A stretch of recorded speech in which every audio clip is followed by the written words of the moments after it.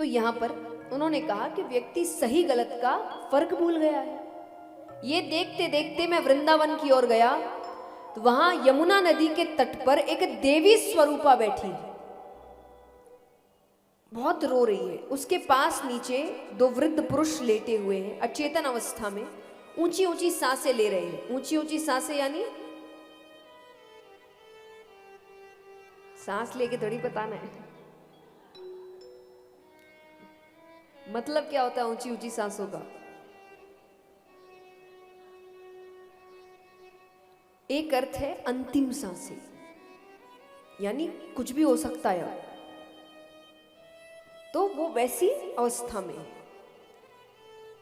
और कोई उनकी सहायता नहीं कर रहा। तो सनकादि ऋषियों ने कहा आपने पूछा नहीं वो कौन है? बोले मैंने पूछा। तो उसने कहा मेरा नाम भक्ति है। कौन हूं मैं? भक्ति। ये पुरुष कौन है? दो, ये मेरे पुत्र हैं, ज्ञान और वैराग्य। तो विस्तार में बताती है कि मेरा जन्म दक्षिण भारत में हुआ, कर्नाटक में मेरा परिपालन हुआ, वहां मैंने यौवन अवस्था प्राप्त की, लेकिन गुजरात आते आते मैं वृद्ध हो गई।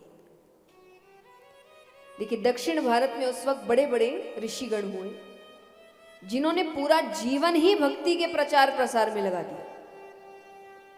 कर्नाटक में परिपालन हुआ, वहां यौवन अवस्था प्राप्त की, जहां चार विचार शुद्ध होते हैं वहां भक्ति आती है।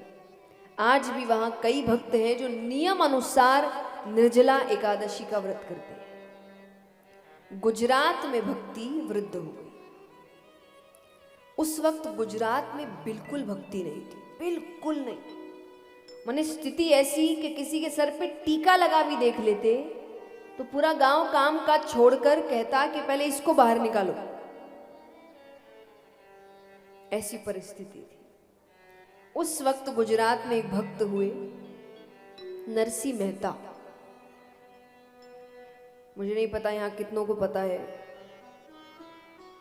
नाम तो सुना होगा सबने। भगवान के एक भक्त हुए नरसिंह मेहता, तो वो गुजरात में ही हुए। तो कहते हैं उनको भी बहुत सताया गया था, पर उन्होंने भक्ति का जो बीज रोपण किया है और उसके बाद जो फसल आई है, तो आज गुजरात भक्ति का मुकुट है। इतनी भक्ति है, पर उस वक्त नहीं थी। तो वो कहे कि वृंदावन आकर मैंने तो अपनी यौवन अवस्था प्राप्त कर ली, पर मेरे जो पुत्र हैं ये अभी तक वृद्ध है। तो सनकादि ऋषियों ने कहा आपने उनके लिए कुछ किया नहीं। मैंने किया, मैं कितने वेद उपनिषदों के श्लोक कहता, पर जब तक कहता वो थोड़े चेतन अवस्था में आते, जैसे ही चुप हो जाता वो फिर बेहोश हो जाते। मुझे समझ नहीं आ रहा मैं क्या करूं। तब सनकादि ऋषियों ने कहा आप श्रीमद् भागवत कथा करिए।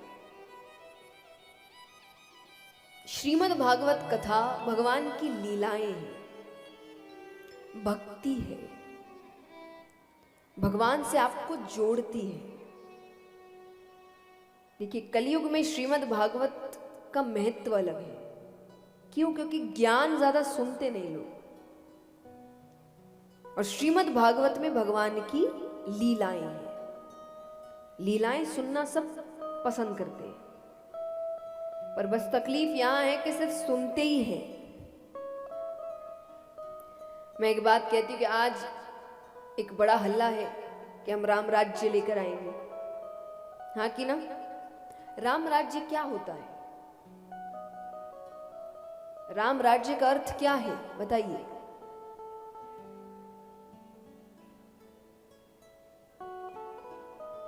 बताओ। बोलते तो हम सब है, सुन के भी अच्छा लगता है। कोई कह दे आपको राम राज्य चाहिए, हम कहेंगे हाँ, मतलब क्या है?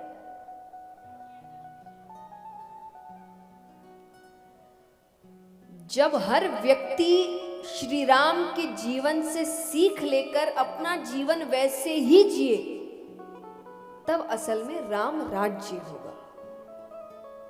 उनकी प्रजा वैसी थी, इसलिए कहा जाता था राम राज्य है। तो सिर्फ कहने से कुछ होने वाला हमको वो सीख जीवन में उतारनी पड़ेगी। और आज आप रामायण पढ़ते हैं, आपको तो देखिए हर पात्र कुछ सिखा रहा है। बेटा कैसा हो, भाई कैसा हो, पत्नी कैसी हो, पिता कैसे हो, माता कैसी हो, यहां तक के शत्रु भी कैसा हो। शत्रुता भी अगर आपको किसी के साथ निभानी है तो कैसे निभानी है, ये तक सिखाया जा रहा है। इसको ग्रहण करना पड़ता है। सिर्फ सुनने से क्या फायदा जब करना कुछ है नहीं। सुन सुन के चले जाते हैं, बाकी भगवान की सीख को जीवन में कोई उतारता, इसलिए बदलाव आ ही नहीं रहा। बदलाव तो उसी दिन आएगा ना जब हम वो सीख जीवन में उतारेंगे। तो असल में हमें मेहनत इस और करनी है कि हम कैसा समय लेकर आए।